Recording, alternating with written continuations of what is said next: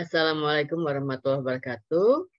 Kita akan melanjutkan pembahasan kita mengenai sistem reproduksi. Sebelumnya kita sudah membahas tentang sistem reproduksi laki-laki. Sekarang kita akan membahas tentang sistem reproduksi pada perempuan.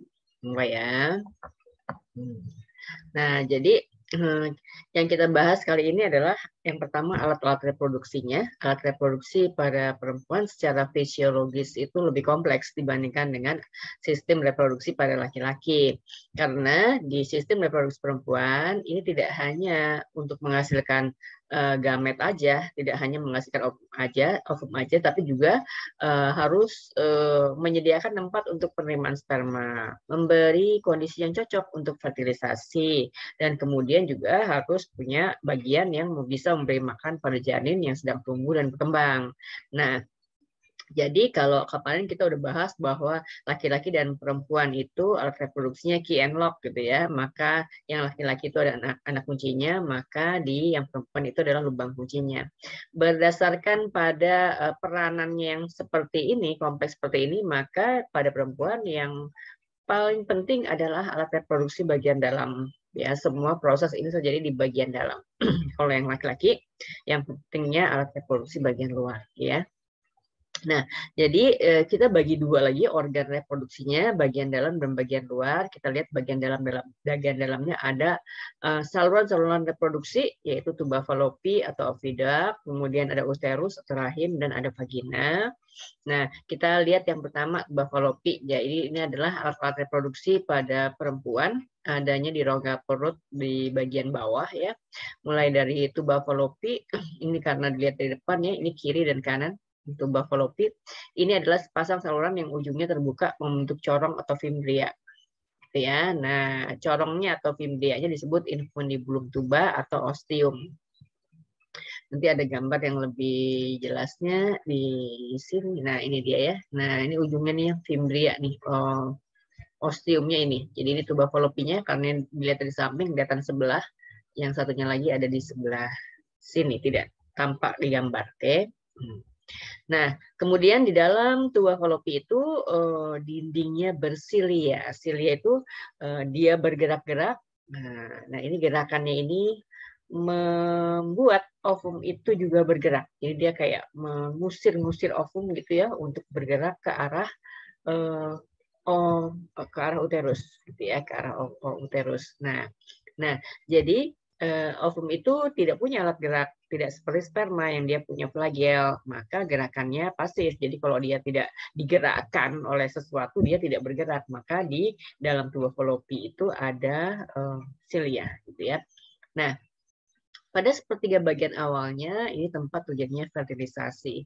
Jadi mulai dari fimbria ke uterus, bagian awalnya sepertiga bagiannya, disitulah letaknya pertemuan antara sperma dan ovum, dan sehingga terjadi fertilisasi di situ. Nah, bagian kedua adalah uterus atau rahim. Ya, bagian uterus atau rahim ini organ yang berongga, dalamnya ada rongganya, kemudian bentuknya seperti buah pil terbalik. Nah, dindingnya tebal, ada otot polusnya, ada perimetrium di sebelah luar, kemudian myometrium di sebelah tengah, dan endometrium di sebelah dalam. Ya, jadi kalau mau dilihat gambar di sini, ini ya, perimetrium berarti di sebelah luar, kemudian mionya di sebelah tengah, dan kemudian endometrium yang paling dalam, yang berbatasan dengan rongga. Oke. Nah, endometrium ini selalu mengalami perubahan selama siklus menstruasi. Di bab sebelumnya kita sudah membahas hormon-hormon, waktu kita belajar hormon ya, hormon-hormon yang bekerja pada saat menstruasi. Kita juga udah bahas endometrium di situ, kita udah singgung sedikit ya.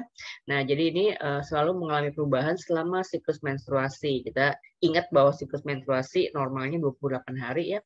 Nah, endometrium itu ada dua lapis, ada stratum fungsionalis, ini ada yang mengandung kelenjar-kelenjar yang akan luruh atau lontok pada saat menstruasi, dan stratum basalis yang letaknya dekat myometrium, berarti sebelah dalam gitu ya.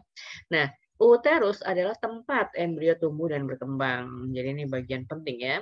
Bagian ujungnya berbentuk leher rahim, nanti kita lihat ya. seperti sphincter, disebut dengan cervix ya, leher rahim atau cervix. Nah ini disebut cervix atau leher rahim. Oke. Nah, itu yang kedua. Yang ketiga adalah vagina. Ini adalah saluran khusus untuk penerimaan penis di situ. Tempat keluarnya darah menstruasi juga di situ gitu ya. Nah, dinding dalamnya berlipat-lipat, elastis, dan ada epitel pipih berlapis banyaknya di situ. Pada masa-masa reproduktif, maka ketika konsentrasi estrogen meningkat, nah ini lapisan vagina juga menebal. Ya. Nah, di dekat lubang vagina ada kelenjar namanya kelenjar Bartholin, ini yang mensekresi mukus. Nah, sebagian lubang vagina itu tertutup lipatan membran bervaskuler berpembuluh darah yang disebut dengan himen atau selaput darah. Nah, ini bisa robek saat berhubungan seksual atau bahkan bisa robek saat aktivitas fisik yang berat, gitu ya. Nah, pada masa reproduktif, akumulasi glikogen yang tinggi pada sel-sel mukosa akan difermentasi oleh bakteri normal yang bersimbiosis mutualisme yang ada di vagina, kemudian difermentasi menjadi asam laktat. Nah, sehingga lingkungan vagina itu pH-nya 3,5 sampai 4. Ini normal. Nah, jadi di situ bakteri-bakteri yang kayak patogen gitu agak susah tumbuh di situ ya karena terlalu asam gitu ya. Nah, jadi suasana seperti itu membuat area vagina itu steril dalam tanda kutip gitu ya. Nah, vagina dan uretra adalah dua saluran terpisah. Berbeda dengan pada sistem reproduksi laki-laki bahwa saluran uretra itu digunakan untuk lewatnya semen, juga untuk lewatnya urin. Kalau di yang perempuan, sel telur, bayi gitu ya, atau tempat datangnya sperma itu di saluran vagina, sedangkan uretra ya tempat lewatnya urin aja gitu ya. Nah, jadi kalau kita lihat dari samping, ini adalah kantung urin, vesika urinaria. Nah, ini adalah uretra di depan. Nah, ini potongan melintang tulang pubis ya. Nah, jadi ini adalah lubang uretra di ujungnya. Kemudian kalau diurut ini adalah rahim tadi ya. Kemudian ini leher rahim. Nah, ini vagina. Nah, ini lubang keluar vaginanya di sini. Jadi di depan ini adalah lubang uretra, ini adalah lubang vagina, sedangkan anus di belakang lagi. Jadi lubang keluar pada perempuan itu ada 3, anus, belakang, kemudian di tengah ini adalah lubang vagina, kemudian ini adalah lubang uretra, gitu ya. Tidak sama dengan laki-laki. Itu. Nah, jadi kalau dilihat dari gambar ini dari samping, maka terlihat bahwa ini tuba Fallopi yang bagian putihnya ini adalah ini adalah ovarium kiri kanan ya, tuba Fallopi dengan fimbrianya ini ujungnya infundibulum tuba, kemudian tuba Fallopi. Nah, ini adalah rahim satu, leher rahim, kemudian vagina. Itu ya. Nah, oke. Nah, kelenjar-kelenjar reproduksi pada perempuan cuma satu, yaitu ovarium aja. Nah, ovarium ini sepasang kiri kanan tadi ya, letaknya di rongga panggul, pelvis. Nah, fungsinya tempat pembentukan sel telur dan tempat pembentukan hormon-hormon reproduksi. Kalau kita ingat, kita sudah membahas hormon-hormon reproduksi. Hormon reproduksi yang paling penting pada perempuan ini ada 4, yaitu FSH ini yang biru, kemudian LH yang merah, estrogen yang putus-putus, dan progesteron yang ini putus-putus hijau, ini putus-putus hitam, gitu ya. Nah, ini waktu kita membahas hormon, kita sudah bahas, waktu itu grafiknya terpisah antara grafik LH dan FSH, dan kemudian ada grafik progesteron dan estrogen.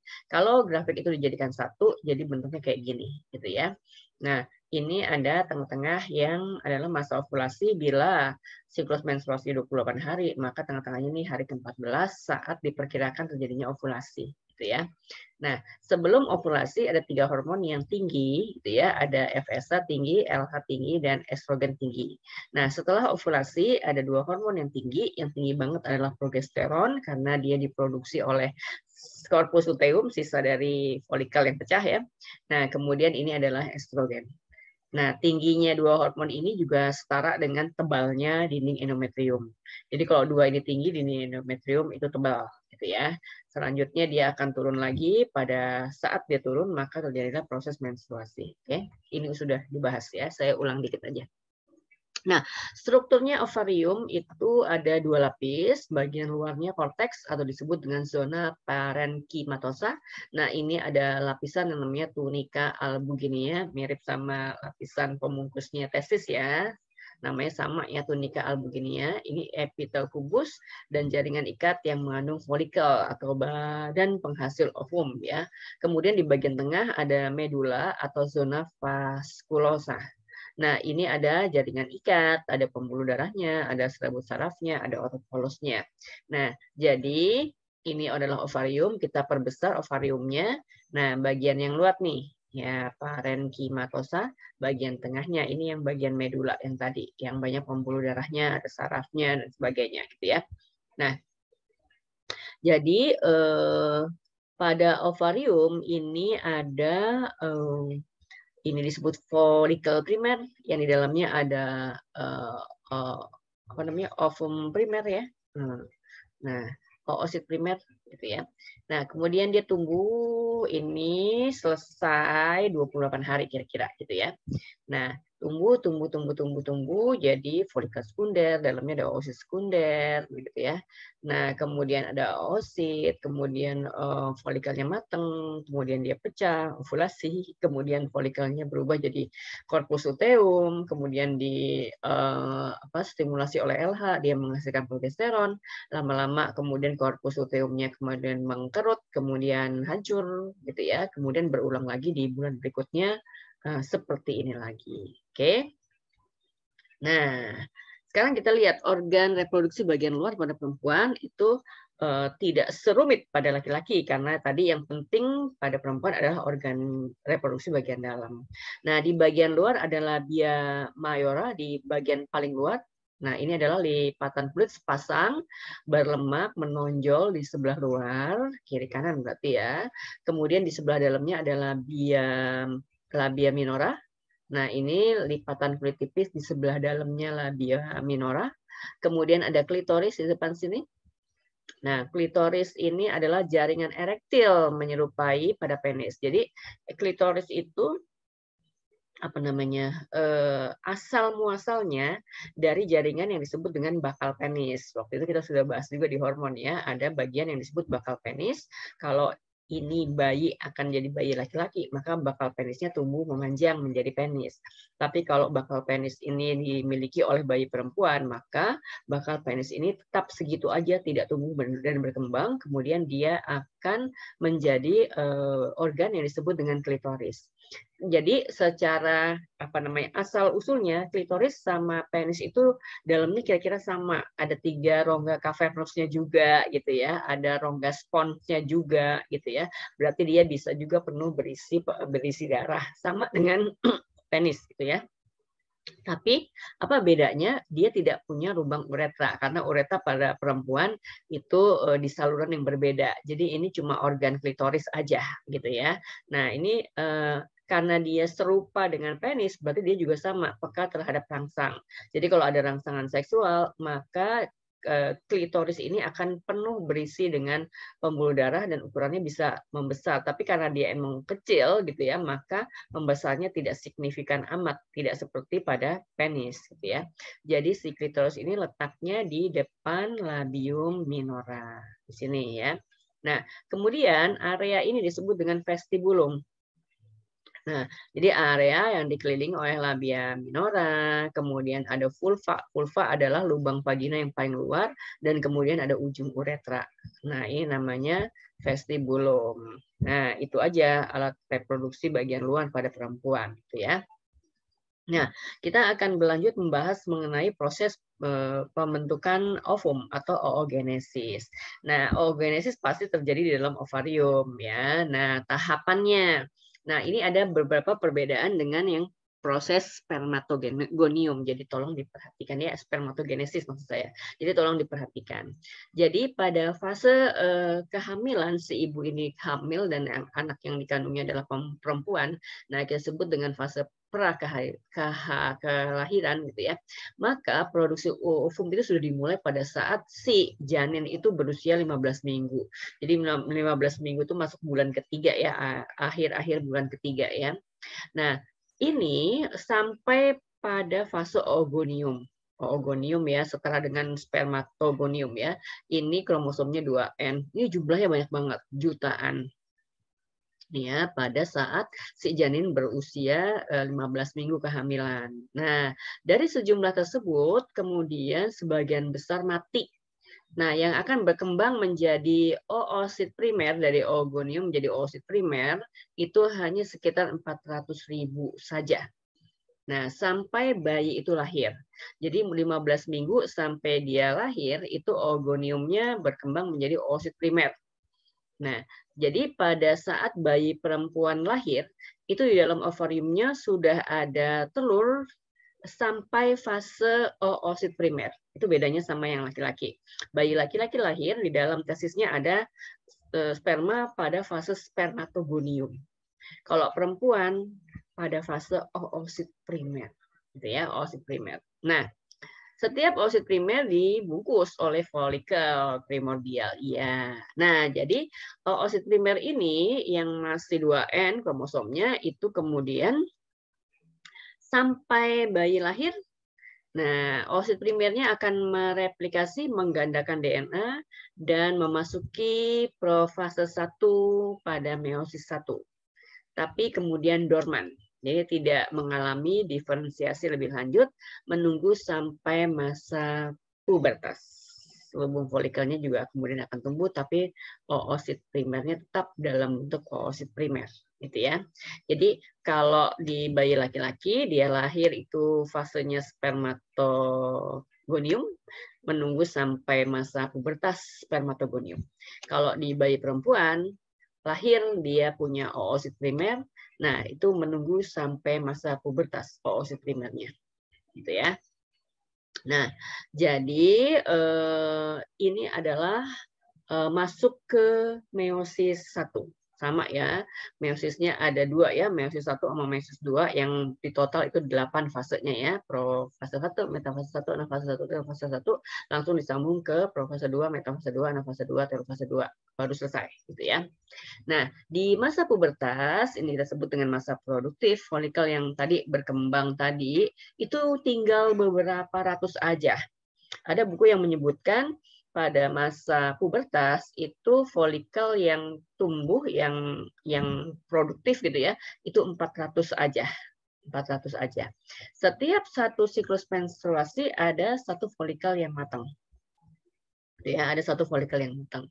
Berarti kalau 1 tahun 12 bulan, berarti ada 12 folikel yang matang. Kalau tadi ada 400, bisa dihitung sampai kapan itu habisnya gitu ya. Nah, pada satu siklus menstruasi, satu folikel matang. Di dalam folikel matang itu udah ada oosit primernya, ya kan? Karena dia lahir emang udah ada oosit primer. Yang kemudian oosit primer ini akan berdiferensiasi ke tahap-tahap berikutnya, gitu ya. Maka oosit primer ini yang akan mengalami proses meiosis 1. Nah, pada saat proses meiosis 1, seperti juga pada spermatogenesis ya, satu oosit primer kemudian akan berkembang menjadi 2 sel. Gitu kan ya. Nah, yang beda lagi di perempuan ini, oosit primer pada meiosis 1 membelah dengan pembagian sitoplasma yang tidak sama banyak. Jadi kan satu oosit primer menjadi 2 sel, tapi dia membelahnya itu dengan pembagian sitoplasma yang tidak sama banyak. Ada satu sel yang normal, sitoplasmanya banyak, gitu ya. Ada satu sel yang sitoplasmanya sedikit banget, bahkan nggak ada sitoplasmanya. Nah, yang tidak mengandung sitoplasma ini disebut dengan badan kutub 1. Kecil dia. Ya. Nah, jadi dia si sel badan kutub 1 ini cuma mengandung nukleus aja, tapi tidak mengandung sitoplasma. Nah, yang satu lagi normal kita sebut dengan oosit sekunder, gitu ya. Nah, oosit sekunder ini normal, mengandung kuning telur, punir itu kuning telur, dan hampir semua sitoplasma. Nah, badan kutub 1 dan oosit sekunder ini kromosomnya udah N, udah haploid ya. Nah, oosit sekunder inilah yang kemudian dibebaskan dari folikel dan ovarium melalui proses yang namanya ovulasi. Nah, jadi pada proses ovulasi sebenarnya yang dikeluarkan oleh folikel itu ovumnya pada fase oosit sekunder. Bukan ovum yang mateng, bukan ya, ini masih setengah mateng nih ya, oosit sekunder, gitu ya. Jadi kalau dilihat di gambarnya kayak gini ya. Nah, ini kan waktu di dalam kandungan sampai 15 minggu. Kemudian waktu lahir, dia udah berkembang menjadi oosit primer, isi kromosomnya sama seperti spermatogenesis ya. Nah, kemudian si oosit primer ini, oosit primer ini akan mengalami pembelahan meiosis 1. Nah, ini dari sini ke sini 4 fasenya ya, profase 1, metafase 1, anafase 1, dan telofase 1. Nah, akhirnya dia membelah menjadi 2 sel, tapi tidak sama besarnya. Ada satu sel yang normal, cukup besar, penuh dengan sitoplasma dan inti. Satu sel lagi tidak ada sitoplasmanya, adanya inti aja, gitu ya. Nah, yang besar ini yang disebut dengan oosit sekunder. Ini udah haploid. Yang satu lagi yang kecil disebut dengan badan polar 1, badan kutub 1. Kenapa disebut badan kutub? Karena dia ini seringnya nempel di sini nih, kayak kutub gitu ya. Nah, jadi ini adalah oosit sekunder yang kemudian dilepas oleh si folikel. Folikelnya pecah, maka oosit sekunder itu keluar menuju tuba falopi. Gitu. Nah, ini proses disebut dengan ovulasi.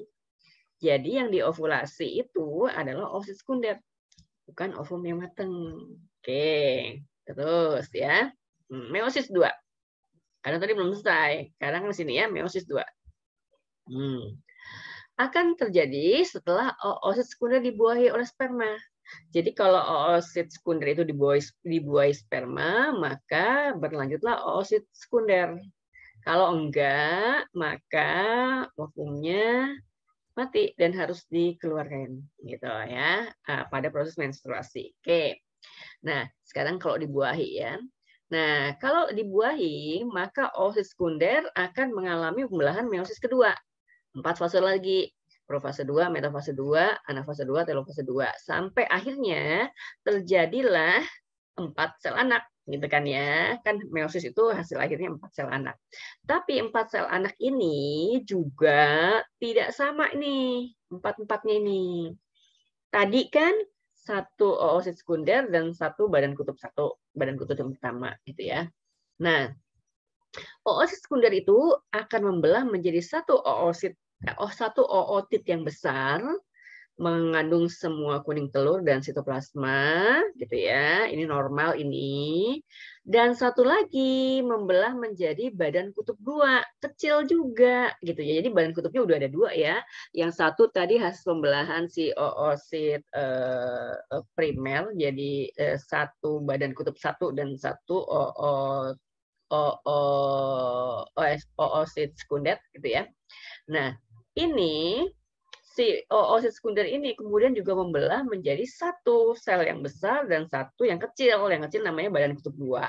Yang besar disebut dengan ootit. Tuh ya, kita lihat gambarnya sih. Nih. Jadi kalau dibuahi, ini oosit sekunder ini akan membelah menjadi ini ootit gede gitu ya, normal ya, ovum, kemudian tumbuh menjadi ovum, ini normal, dan kemudian satu lagi menjadi badan polar yang kedua. Nah, sedangkan badan polar yang pertama juga mengalami meiosis 2 dong, sama kan ya, dan dia akan membelah menjadi 2 badan kutub. Jadi hasil akhir dari meiosis itu ini, 1 ovum yang haploid, kita sebut dengan ovum yang fungsional, yang dia yang berfungsi gitu, dan 3 badan kutub yang 3-3-nya ini kemudian nempel di sini. Nah, yang 2 ini dia udah kecil, kemudian dia membelah 2 lagi menjadi lebih kecil. Dua-duanya ini kadang dia tetap nempel bersatu. Jadi badan kutub tuh yang kelihatan tuh cuma 2 gitu ya. Yang ini sama yang ini dua-duanya itu bersatu. Jadi kalau kelihatan 2 itu nggak usah heran gitu ya. Karena yang satu itu dalamnya isinya 2 badan kutub yang kecil-kecil gitu ya. Dan dia nempel di sel telur ini gitu. Nah, jadi hasil akhirnya tidak menyalahi hukumnya meiosis bahwa hasil akhir meiosis adalah 4 sel anak. Ini 4, tetap 4. Walaupun 4-nya itu nggak sama gitu ya. 1 normal, 3 badan kutub. 3 badan kutub yang kecil-kecil ini kemudian akan segera mengalami degenerasi, hancur gitu ya. Yang tumbuh yang ini doang gitu ya. Kita ulang lagi sini. Nah, jadi pada meiosis 2, maka oosit sekundernya akan membelah menjadi 1 ootit besar yang normal dan 1 badan kutub 2 yang kecil. Sedangkan badan kutub 1 akan membelah menjadi 2 badan kutub yang seringkali terlihat bersatu. Udah saya jelasin tadi ya. Bila tidak terjadi pembuahan, maka oosit sekunder akan berdegenerasi, hancur. Sedangkan ootit kemudian menjadi ovum masak. Ketiga, badan kutub kemudian akan hancur dengan cepat. Ya. Jadi pada setiap proses oogenesis akan dihasilkan 1 ovum yang fungsional dan kemudian 3 badan kutub atau polositnya 3 gitu ya. Nah, semuanya kromosomnya N gitu ya. Jadi dari sini kita udah mempelajari bagaimana spermatogenesis, bagaimana oogenesis ya. Kemudian kalau kamu disuruh membandingkan, kamu tahu perbedaannya apa. Jadi tolong cari perbedaannya apa dari konsep yang sudah kita pelajari. Oke. Ya. Nah, jadi ini lihat nih ya. Jadi ini pada proses oogenesis, ini adalah spermatogenesis. Diawali sama ya dengan ini adalah oogonium, kemudian itu ada spermatogonium, kemudian kita ini berkembang menjadi spermatosit primer dan oosit primer. Kemudian dia akan mengalami proses meiosis yang pertama. Nah, pada oogenesis hasil dari meiosis satunya adalah 1 dari oosit sekunder dan 1 badan polar, 1 badan kutub 1 gitu ya. Sedangkan pada meiosis satunya spermatogenesis, maka dihasilkan 2 spermatosit sekunder. Kemudian ini adalah proses meiosis 2-nya pada oogenesis ya. Nah, ini oosit sekundernya akan berkembang menjadi ootit dan 1 lagi badan kutub 2. 1 lagi badan kutub yang kedua gitu ya. Sedangkan badan kutub yang pertama dia akan berkembang menjadi 2 badan kutub yang kecil-kecil yang seringkali tetap bersatu gitu ya. Nah, jadi yang kelihatan tuh badan kutubnya 2. Ini yang dalamnya isi 2 dan yang ini doang. Nah, nempel di situ ya. Sedangkan meiosis 2 pada spermatogenesis, masing-masing spermatosit primer menjadi 2 spermatid. Jadi hasil akhirnya adalah 4 spermatid yang fungsional, 4 sperma yang fungsional. Kalau perempuan 1 aja ovum yang fungsional dan 3 badan kutub gitu ya. Sedangkan pada spermatogenesis ini 4 spermanya fungsional. Itu bedanya spermatogenesis dan oogenesis ya. Tolong diperhatikan. Nah, tadi oosit sekunder itu bisa mengalami proses selanjutnya yang disebut dengan fertilisasi. Jadi dia akan ditangkap oleh ujung-ujungnya tuba falopi, kemudian masuk ke dalam tuba falopi.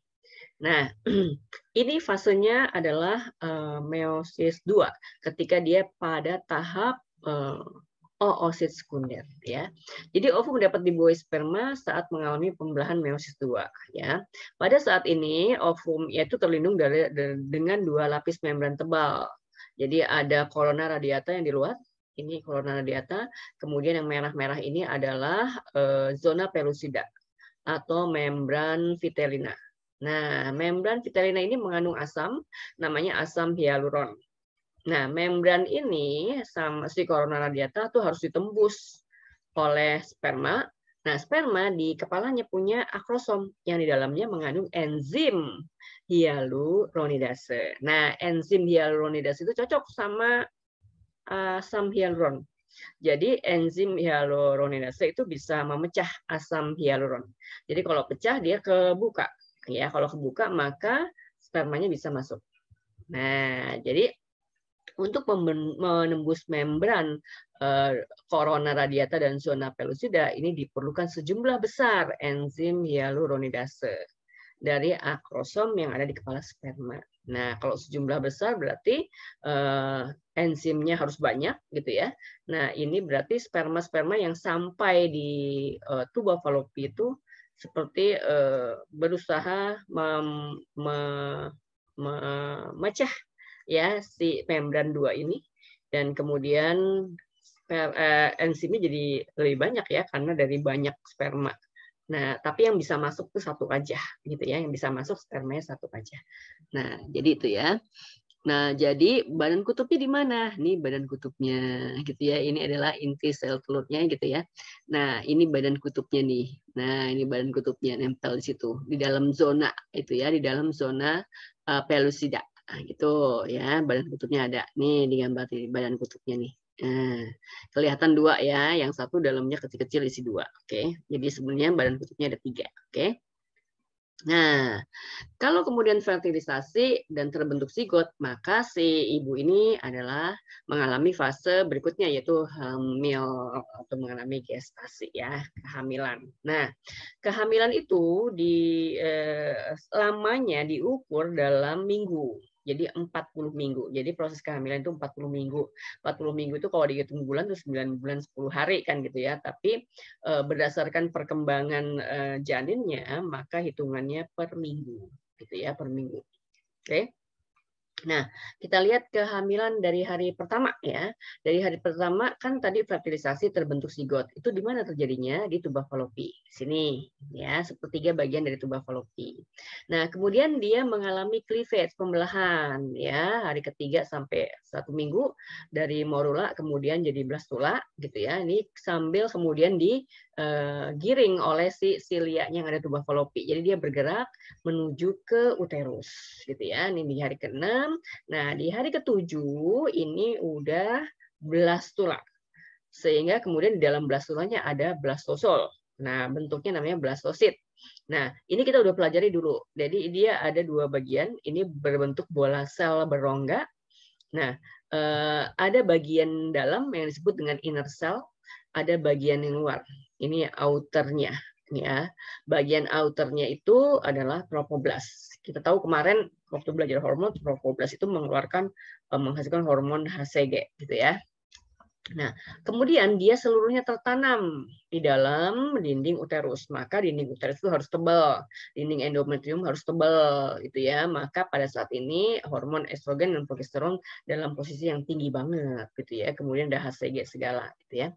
Nah, bagian dalam akan berkembang menjadi embrio. Ini bayinya itu bagian inner dari bagian inner, bagian luarnya ini adalah trophoblast. Ini adalah calon plasenta. Nah, sekarang pada saat ini dia bertugas menyerap makanan yang diperoleh dari kapiler-kapiler darah ibu.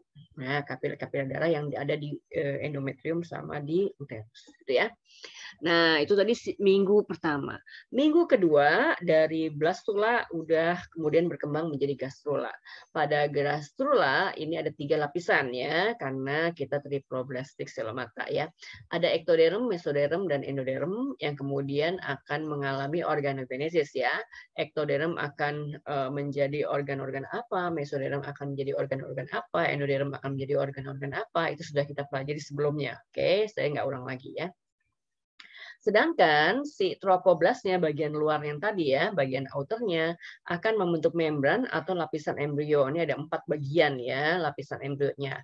Yang pertama disebut dengan kantung kunir. Jadi ini memang si sel telur itu ada cadangan makanannya kuning telur atau kuning telur itu kunir ya, yang kemudian terdapat dalam kantung. Nah, pada proses selanjutnya ketika kuning telurnya itu habis, nah kantung kunir ini adalah pelebaran dari endodermnya si bayi gitu ya. Nah, hanya mengandung sedikit kuning telur dan kemudian tidak berkembang. Jadi pada embrionya manusia, kantung kuning ini kemudian tidak berkembang karena emang kuning telurnya udah habis juga gitu ya. Kemudian bagian kedua adalah amnion. Ini adalah kantung berisi cairan tempat embrio mengapung dan pelindung terhadap tekanan dan benturan. Jadi di amnion itu dalamnya ada cairan. Orang Indonesia menyebutnya air ketuban gitu ya. Jadi si janinnya itu memang berada di dalam cairan itu, mengapung. Nah, kenapa ada cairannya? Supaya dia terlindung terhadap tekanan dan benturan gitu ya. Ada lagi yang ketiga adalah allantois. Ini adalah kandung kecil masuk ke dalam jaringan tangkai badan yang kemudian berkembang menjadi tali pusat. Dalam tali pusat itu ada arteri, ada vena umbilikal dan tali umbilikal. Gitu ya. Jadi ada talinya, dalamnya ada venanya, ada arterinya, gitu ya. Karena suplai makanan dari ibu itu lewat situ, gitu ya. Kemudian bagian yang paling luar ini adalah chorion. Ini adalah dinding berjonjot yang terdiri dari mesoderm dan tropoblas yang kemudian berubah menjadi plasenta. Jadi si plasenta itu sebagian berasal dari jaringan ibu dan sebagian lagi berasal dari jaringannya embrio. Nah, di dalam plasenta itu terjadi pertukaran zat antara sirkulasi uterus dari ibu maternal dan sirkulasi umbilikal atau dari embrionya. Nah, biasanya tidak bercampur karena dipisahkan oleh jaringan plasenta, tapi bisa juga bercampur gitu ya. Gas dan limbah masuk dan keluar dari ke tubuh embrio dan dari tubuh embrio itu secara difusi membran dan transport aktif. Tuh ya. Nah, jadi pada fase ini, lihat sebentar sini. Nah, ini ketika dia tertanam, ini adalah dinding rahimnya gitu ya. Ini adalah amnionnya, ini caron embrionya di sini, ini cakram embrio disebutnya awalnya gitu ya. Nah, kemudian ini chorion yang struktur berjonjot. Ya, ini adalah lapisan dari kuning, kantong kuning telur di sini, gitu ya. Nah, jadi perkembangannya ini dari hari pertama, gitu ya, ada pembentukan zigot, kemudian cleavage, morula, 8 sel dan seterusnya, kemudian blastula sampai di sini. Nah, kemudian dia tertanam seluruhnya di dalam dinding rahim. Kemudian melanjutkan gastrula dan seterusnya. Oke. Nah, tadi mulai dari hari pertama sampai minggu kedua itu disebutnya zigot ya. Nah, mulai minggu keempat itu disebutnya udah embrio. Sampai minggu ke-8 ya, itu disebutnya embrio. Jadi dari zigot kemudian embrio. Nah, kemudian nanti disebut dengan fetus atau janin ya, di atas 8 minggu. Nah, jadi ini yang tadi ya, ini adalah bagian luar, ini adalah chorion. Nah, ini adalah plasenta. Plasenta itu sebagian berasal dari jaringannya anak, kemudian sebagian berasal dari jaringannya ibu, gitu ya. Kemudian ini amnion. Di dalamnya ada air ketubannya, ini cairan amnionnya, ini adalah janinnya, kemudian ini adalah kantong kuning telur yang kemudian hilang, kemudian yang bagian hijau ini adalah allantois yang akan menjadi tali pusat. Jadi tali pusat itu jaringan ini semuanya akan jadi tali pusat, gitu ya. Nah, di minggu keempat itu embrionya ukurannya 5 mili, setengah senti, kecil banget ya. Tapi dengan komposisi yang kepalanya lebih gede daripada bagian yang lainnya. Kemudian dia punya lengkung insang, gitu ya, dia belum punya paru-paru ya. Kemudian ekornya jelas, jantungnya seperti bonggol, dan ada kuncup tangan, kuncup kaki. Kuncup tangan, kuncup kaki. Jadi baru kuncup tangan, kuncup kaki. Jarinya belum ada, gitu ya. Minggu ke-6 embrio sudah berukuran 12 mili, jadi 1,2 cm, gitu ya. Kepalanya sudah mulai berdiferensiasi, sudah mulai ke bentuk lebih kompleks, gitu ya. Tangan dan kakinya sudah tumbuh keluar, ekor dan insangnya masih ada. Pada minggu ke-8 itu bentuknya udah fetus atau janin, ukurannya udah 25 mili, 2,5 cm, 1 inci ya. Tubuhnya sudah berbentuk manusia, sebagian organ internalnya sudah terbentuk ya, sudah mulai terbentuk dengan baik, inderanya sudah berkembang. Nah, gitu ya. Nah, jadi ini tali pusat, ini bayinya, gitu ya. Ini cairan ketubannya, kemudian ini adalah lapisan amnionnya, yang paling luar adalah lapisan chorionnya, ini adalah plasentanya, tempat nempelnya di uterus, gitu ya. Berumur 12 minggu, fetusnya udah berukuran 7,5 cm, alat kelaminnya sudah mulai terbentuk, 16 minggu fetusnya wajahnya udah semakin jelas, gitu ya, wajah manusia, gitu ya. 20 minggu fetusnya berukuran 25 cm. Gede ya. Sudah mulai tumbuh rambut di kepala dan di badan ya, karena mamalia itu adalah ciri utamanya berambut. Nah, rambutnya bukan cuma di kepala aja, tapi di seluruh tubuhnya ada rambutnya juga. Nah, 24 minggu fetusnya udah punya alis dan bulu mata. 28 minggu, kira-kira 7 bulan ya. Fetusnya itu kulitnya mirip orang tua, udah kemerah-merahan dan keriput ya, kayak orang tua kan ya. Nah, karena yang belum terbentuk adalah lemak di bawah kulit. Nah, barulah di minggu 30 sampai 36 pada fetus terjadi penimbunan lemak di bawah kulit. Kemudian rambut-rambut yang di badannya mulai rontok gitu ya, mulai rontok. Nah, ini dia udah memungkinkan untuk lahir ya, sebenarnya 30 sampai 36 minggu gitu ya.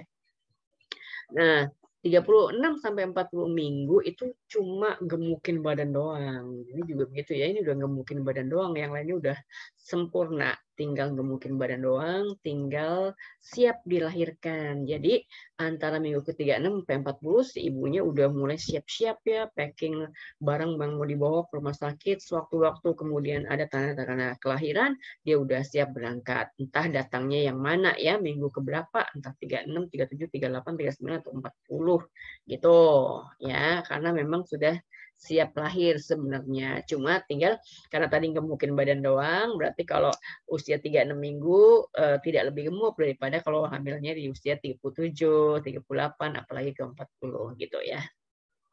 Nah, ini gambarannya, ini usia 5 minggu yang kurang lebih panjangnya 1 cm aja. Ini ada kuncup tangan, kuncup kaki, ini bintik mata nih udah ada ya. Kemudian ini yang merah ini adalah jantungnya dan hatinya gitu ya. Nah, jadi udah mulai berkembang. Nah, ini adalah ini 8 minggu nih. Nah, ini 8 minggu ya. Nah, ini 8 minggu nih, tali pusatnya kelihatan banget gitu ya.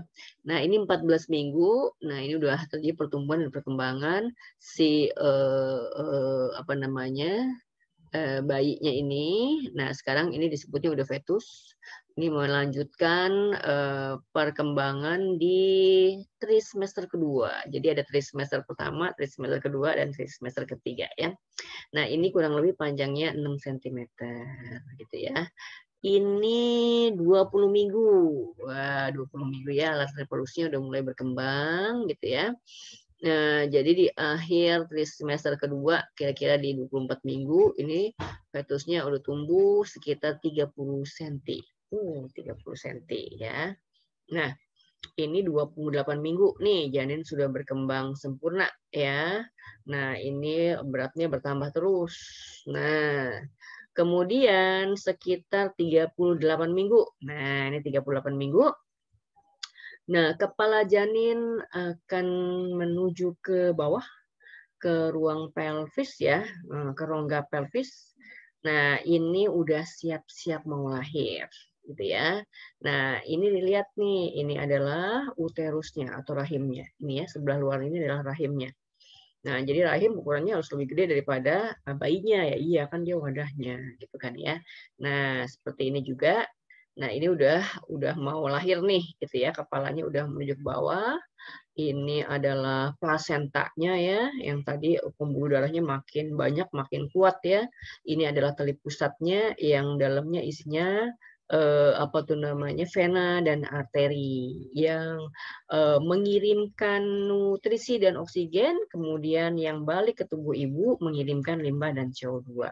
Jadi pada fase kayak begini, ini bayinya tidak narik nafas sendiri pakai hidungnya karena dia berenang dalam cairan air ketuban ya. Kalau dia tarik nafas berarti air ketubannya masuk ke dalam paru-parunya nanti gitu ya.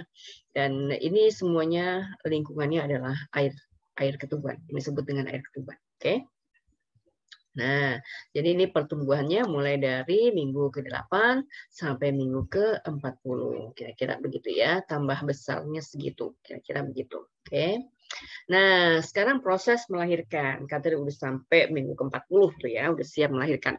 Atau disebut dengan parturisi. Nah, pada saat mau melahirkan, maka otot-otot uterus menguat. hormon yang bekerja adalah oksitosin, makin tinggi supaya mules ya, relaksin supaya longgar si pelvisnya, prolaktin untuk menyiapkan payudara gitu ya. Nah, ini hormon tinggi banget yang 3 ini. Nah, tubuh ibu siap untuk melahirkan. Akhirnya otot uterus berkontraksi, ligamen pelvis dan pubis merenggang sehingga saluran pelvis membesar. Kemudian kepala fetus didorong ke arah serviks, leher rahim. Nah, serviksnya melebar, kemudian amnionnya pecah, air ketubannya keluar. Ya, air ketuban ini ada mukusnya, jadi dia berlendir sehingga licinnya itu menyebabkan bayi lebih mudah keluar. Sehingga cairan ketuban ini tidak boleh kemudian dibiarkan sampai habis sementara ibunya masih di rumah. Jadi kalau air ketubannya kemudian sudah mulai keluar, ketika itu berarti amnionnya sudah pecah, si ibu ini harus segera pergi ke rumah sakit, gitu ya. Nanti kalau cairan ketubannya habis, bayinya tidak bisa dilahirkan secara normal, harus pakai sesar, gitu ya. Akhirnya kepala fetus turun ke vagina, terjadi kontraksi uterus yang sangat kuat, mules yang amat sangat, kemudian bayinya keluar. Nah, ketika bayi itu lahir, dia masih diselimuti oleh zat berlilin yang namanya vernic caseosa. Jadi selama dia berenang 9 bulan 10 hari dalam rahim, itu ada pelindungnya di sebelah luar kulitnya, yaitu vernic caseosa, supaya tubuhnya tidak menyerap cairan yang mengenanginya, supaya juga nggak kirut-kirut. Kita kalau berenang 3 jam di kolam renang itu kulit kita udah kirut-kirut kan ya. Nah, kemudian ketika bayi keluar, tali pusatnya dipotong, kemudian diikat ya. Nah, tapi si ibunya ini kontraksinya terus berlanjut. Nah, yang kedua yang harus keluar dari tubuh ibu adalah sebagian besar lapisan uterus gitu ya, plasentanya, membran ekstraembrioniknya keluar. Nah, itu mules yang kedua. Nah, itu keluar semua disertai perdarahan yang hebat. Karena ada pembuluh darah yang pecah ya. Tadinya kan ini perlekatannya kan kuat banget di sini ya. Nah, ini harus rontok semuanya, harus copot semuanya ini. Nah, ketika dia copot pasti pembuluh darah yang ini pecah semuanya. Nah, pecahnya itu menimbulkan perdarahan yang sangat hebat. Gitu ya. Nah, selesai. Nah, ini adalah prosesnya tadi ya. Yang pertama, serviksnya ini melonggar, kepalanya makin turun ke bawah, gitu ya. Kemudian berikutnya makin melonggar si serviksnya dan kepala bayinya kemudian berputar ya, menghadap ke belakang gitu. Nah, kemudian terjadilah dorongan yang sangat kuat dan kemudian kepala duluan keluar. Gitu ya, kan kepala itu bulat lebih gampang keluarnya gitu ya dibandingkan dengan bagian lain. Nah, ini ketika mulus yang kedua dari tubuh ibu, dia akan mengeluarkan ini dinding uterus ya, kemudian plasentanya dan tali pusat sisanya yang tadi yang sudah digunting tadi gitu ya. Nah, itu keluar disertai dengan perdarahan yang hebat. Nah, selesai. Nah, maka kemudian dibersihkanlah tubuh ibunya ya. Dan ibu akan masuk ke fase berikutnya namanya masa puerperal gitu ya. Nah, ini adalah masa pemulihan bagi tubuh ibu setelah melahirkan sekitar 6 sampai 10 minggu. Kadang orang sebutnya 40 hari ya. Pada masa ini organ-organ reproduksi mengalami masa pemulihan ya. Dari perdarahan yang hebat di minggu-minggu pertama, kemudian perdarahannya makin sedikit, dinding rahimnya kemudian menipis lagi, dan kemudian sekitar di hari ke-40 dan seterusnya itu bersih lah dinding rahimnya dari perdarahan, selesai perdarahannya gitu ya. Tapi ukuran uterus belum kembali seperti semula. Biasanya kembali seperti semula butuh waktu 1 sampai 2 tahun gitu ya. Tergantung perlakuan si ibu ini diapain tuh ya. Kalau orang Indonesia banyak ramuan tradisionalnya supaya perut ibu langsing lagi gitu kan ya. Oke. Nah, pada proses mengandung dan melahirkan itu kemungkinan terjadi bayi kembar. Nah, normalnya pada manusia itu bayi setiap kehamilan lahir satu, gitu karena ruangan rahimnya emang cuma satu ya. Nah, tapi mungkin juga lahir lebih dari satu, itu namanya kembar ya. Nah, kemungkinan bayi lembar adalah 1 dari 88 kelahiran ya. Ada 2 macam kembar, ada kembar fraternal, ada kembar identik. Kembar fraternal itu biasanya akan terbentuk dua zigot yang asalnya dari dua ovum dan dua sperma. Jadi ada dua ovum yang matang bersamaan dari ovarium kanan dan kiri misalnya gitu ya. Nah, itu kemudian dibuahi dua-duanya oleh sperma, terbentuklah zigotnya dua. Nah, dua zigot ini seperti adik kakak aja gitu ya, karena dia berasal dari ovum yang beda, sel telur sperma yang berbeda gitu ya, maka dia seperti beradik kakak aja. Kalau dia berkelamin jenis kelamin sama, ya kebetulan aja jenis kelaminnya sama. Kalau jenis kelaminnya berbeda, ya kebetulan juga jenis kelaminnya berbeda. Jadi bisa sama jenis kelaminnya, bisa berbeda jenis kelaminnya. Jadi dia seperti saudara kandung aja, gitu ya. Nah, kalau kembar identik, namanya juga identik. Biasanya terbentuk dua zigot yang asalnya dari satu telur dan satu sperma. Nah, jadi satu telur dan satu sperma ketika dia berkembang menjadi zigot, kemudian zigot jadi morula, satu sel jadi dua sel. Nah, dua sel saat morula itu kemudian terpisah. Tapi dua sel terpisah itu masing-masing kromosomnya sudah 2N dan 2N. Dan kemudian dia masing-masing akan berkembang. Morula, blastula, gastrula, dan seterusnya. Jadilah dia dua anak. Nah, yang kemudian berjenis kelamin sama, karena tadi zigot dan ovumnya sama, ovum dan spermanya sama ya, ciri genetiknya kira-kira sama, agak sulit dibedakan secara fisik gitu ya, secara fisik sulit dibedakan. Nah itu namanya kembar identik gitu ya. Nah jadi kalau kembar identik kadang kantong amnionnya beda, tapi plasentanya sama. Kalau kembar yang fraternal itu plasentanya beda, gitu ya. Dia punya plasenta sendiri-sendiri. Nah, kita bayangkan satu ruangan di dalam uterus itu isinya 2. Maka kemudian biasanya di akhir mau melahirkan itu ukuran beratnya juga tidak seperti kalau bayinya cuma satu, ya jenisnya lebih kecil lagi ya, karena satu uterus dipakai untuk berbuah gitu. Oke. Nah, berikutnya kalau setelah melahirkan si ibu ini ingin belum ingin punya anak berikutnya, maka dia bisa ikut program keluarga berencana. Nah, ini namanya kontrasepsi ya. Ada banyak metode kontrasepsi yang kita sudah bahas di bab sebelumnya adalah metode kontrasepsi menggunakan hormon. Ada 3 metodenya, yaitu pil, suntik, dan susuk gitu ya. Itu sudah kita bahas. Sekarang kita lihat lagi metode yang lain yang nggak pakai hormon gitu kan ya. Nah, jadi ada banyak metodenya. Yang pertama adalah metode yang tidak pakai alat bantu atau disebut dengan sistem kalender atau sistem abstinensi. Nah, ini cukup dengan mencatatkan siklus menstruasinya si ibu, apakah dia berapa hari gitu ya, dalam 1 bulan itu siklus menstruasi berapa hari, kan setiap orang beda-beda, ada yang 28, ada yang 30, nah ya. Nah misalnya dia siklusnya 28 hari, maka dia tahu bahwa ovulasinya di kira-kira hari ke-14. Kemudian dimundurin 3 hari, maju 3 hari, jadi ada 6 hari dia masa yang disebut dengan masa subur. Kalau dia tidak ingin hamil lagi anak berikutnya, maka di saat masa subur dia tidak usah berhubungan seksual dengan suaminya. Jadi berhubungan seksualnya di luar masa subur saja, gitu ya. Nah, sehingga kemudian tidak terjadi fertilisasi, sehingga spermanya tidak ketemu sama dengan ovumnya, gitu ya. Nah, itu yang sistem kalender. Ini biasanya mensyaratkan si ibu itu punya siklus menstruasi yang ajak, yang pasti, gitu ya. Kalau siklusnya nggak berubah-ubah, itu agak susah pakai sistem ini.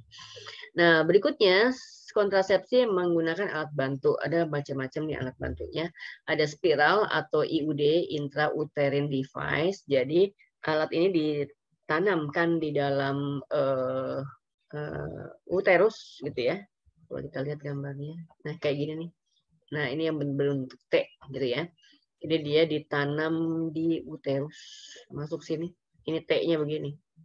Nah, T-nya begitu ya. Nah, jadi dia kayak menghalangi saluran tuba fallopi, gitu ya. Nah, jadi dia mencegah fertilisasi. Jadi spermanya nggak bisa ketemu sama ovum. Oke. Kemudian ada kondom. Ini digunakan oleh laki-laki. Jadi ini digunakan di penis di penis, sehingga ketika ejakulasi spermanya tidak keluar kemana-mana tapi berada di dalam kondom, sehingga juga tidak terjadi fertilisasi pada saat hubungan seksual. Kemudian ada diafragma atau cervical cap, ini serupa kondom pada laki-laki tapi dipakai di perempuan, ya. Nah, ini gunanya untuk menutupi uterus dan mencegah fertilisasi. Di Indonesia tidak familiar kayaknya ya, nggak populer gitu ya. Ini kondom, ini diafragma. Kalau kondom ini diafragma. Ini agak susah pakainya, kayaknya, gitu ya. Kemudian ada jelly atau busa atau spons. Ini orang sebutnya spermisida ya. Emangnya sperma hama apa ya? Nah, jadi dia bisa membunuh sperma. Dipakai di vagina untuk membunuh sperma. Jadi dia ini jelly ini dioleskan di vagina. Nah, jadi kalau ada sperma situ spermanya mati gitu. Ya. Nah, kemudian yang menggunakan hormon sintetik kemarin udah kita bahas, dia menghambat ovulasi dengan pakai pil, kemudian implan, ini susuk atau suntik, ya. Yang terakhir adalah sterilisasi. Ada 2 macam, vasektomi dan tubektomi. Vasektomi itu berarti proses pengikatan atau pemotongan vas deferens. Kalau tubektomi mengikat atau memutuskan tuba falopi. Jadi ini pada laki-laki, ini pada perempuan, ya. Jadi biasanya ini operasi kecil ya, pembedahan kecil di skrotumnya, kemudian diambil vas deferensnya, diikat atau dipotong. Kalau di perempuan tuba falopinya diikat atau dipotong, gitu ya. Nah, sehingga ketika ovulasi tidak bisa ketemu sperma, gitu ya. Oke. Nah, itulah materi kita tentang sistem reproduksi. Sudah lengkap ya? Nih, selesai. Gitu ya.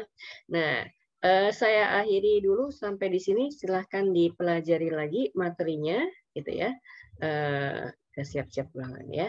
Nah, sampai di sini dulu saya akhiri. Assalamualaikum warahmatullahi wabarakatuh.